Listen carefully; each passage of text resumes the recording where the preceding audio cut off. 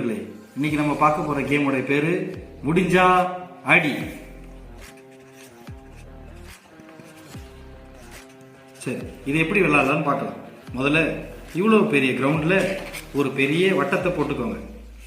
எவ்வளவு பெரிய வட்டம் போறீங்களோ அவ்வளோக்கு பெருசா உங்களோட கேம் இருக்கும். இந்த பெரிய வட்டத்தில் முக்கியமாக 3 வட்டங்களை போட்டுக்கோங்க. இந்த 3 வட்டங்களும் போதுமான அளவு இருக்கணும், குழந்தைகள் ஓடக்கூடிய அளவுக்கு இருக்கணும். இந்த வட்டங்களின் நடுவில் ஒரு ஸ்டம்பை நட்டு வச்சிருங்க.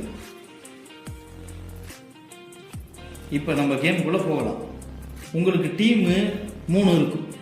ரூல்ஸ் அண்ட் ரெகுலேஷன்ஸை சைட் பை சைட் கேட்டுக்கோங்க. ரூல்ஸ் 3 டீம் இருக்கணும். 3 டீம்லேயும் ஒவ்வொரு டீமில் 8லிருந்து 10 பேர் விளையாடலாம், பிளேயர்ஸ்.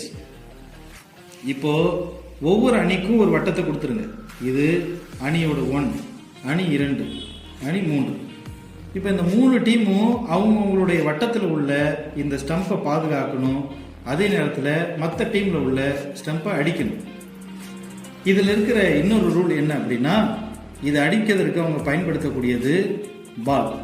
நீங்கள் குறைஞ்சது 2லிருந்து 3 பந்துகள் வரைக்கும் அவங்களுக்கு கொடுக்கலாம். கொடுக்கும் பொழுது ஒரு அணியிலிருந்து மற்றொரு அணி அவங்க ஸ்டம்ப் அடிக்கிறது முயற்சி பண்ணுவாங்க.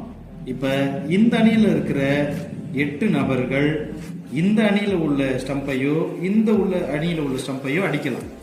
இந்த அணியில் 3ல் உள்ளவங்க இந்த அணியில் உள்ளதையோ இல்லை இந்த அணியில் உள்ளதையோ அடிக்கலாம். குரூப் 1ல் இருக்கிறவங்க இந்த அணியில் உள்ளதையோ அல்லது இந்த அணியில் உள்ளதையோ அடிக்கலாம். இதில் அடுத்த ரூல் என்ன அப்படின்னா, இந்த பந்தை யார் தூக்கிட்டு ஓடுறாங்களோ அவங்க எதிரணியால் தொடப்பட்டா அவங்க ஓடுற இடத்துல நிற்கணும், ஃப்ரீஸ் ஆயிடும்.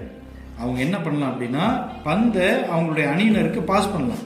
ஒருவேளை இந்த அணியில் இருக்கிற ஒரு நபர் பந்தை வச்சிருக்கும் போது இன்னொரு நபர் இவரை தொட்டுட்டார் அப்படின்னா, இவர் பந்தை இன்னொரு நபருக்கு பாஸ் பண்ணணும். பாஸ் பண்ணி அந்த நம்பர் இந்த பந்தை கொண்டு போய் ஆப்போசிட் டீமில் அடிக்கலாம். இப்போது அடுத்த ரூல் என்ன அப்படின்னா, இருக்கிற பெரிய சர்க்கிளை விட்டு யாரும் வெளியில் போகக்கூடாது. வெளியில் போயிட்டா அவங்க அவுட். இப்போ ஓன் டீம் மெம்பர்ஸாக இருந்தாலும் அவங்க அந்த வட்டத்துக்குள்ளே போகக்கூடாது, ஆப்போசிட் டீம் மெம்பர்ஸாக இருந்தாலும் இந்த வட்டத்துக்குள்ளே போகக்கூடாது. ஆக மொத்தம் இந்த 3 வட்டத்துக்குள்ளேயும் யாரும் போகக்கூடாது. இந்த வட்டத்தில் உள்ளவங்க இந்த ஸ்டம்ப் அடித்தா 1 பாயிண்ட்டு, இந்த வட்டத்தில் உள்ளவங்க இந்த ஸ்டம்ப் அடித்தா 1 பாயிண்ட். இப்போ எந்த நபரை தொடுறாங்களோ அந்த நபர் பந்தை ஃப்ரீஸ் மட்டும் பண்ணக்கூடாது, அவர் ஸ்டம்பையும் அடிக்க முடியாது. இந்த ஸ்டம்பை அடிக்கும்போது இந்த ஸ்டம்ப் கீழே விழுந்துச்சு அப்படின்னா எந்த அணி அடிக்குதோ அந்த அணிக்கு 1 பாயிண்ட். எல்லாத்துக்கும் மேலே ஒரு சர்க்கிளுக்கு 1 ரெஃப்ரி இருக்கணும். ஆக மொத்தம் 3 ரெஃப்ரீஸ் இருக்கணும். அப்போ தான் இந்த விளையாட்டை எளிமையாக விளையாட முடியும். இந்த விளையாட்டுடைய ப்ராக்டிக்கல் கேமை இப்போ போக்கலாம் வாங்க.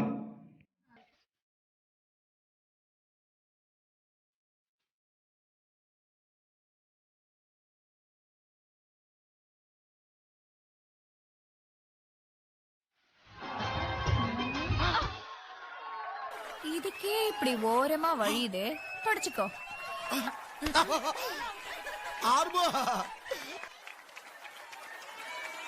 நீ ஒருத்தராவது அவுட் ஆகா.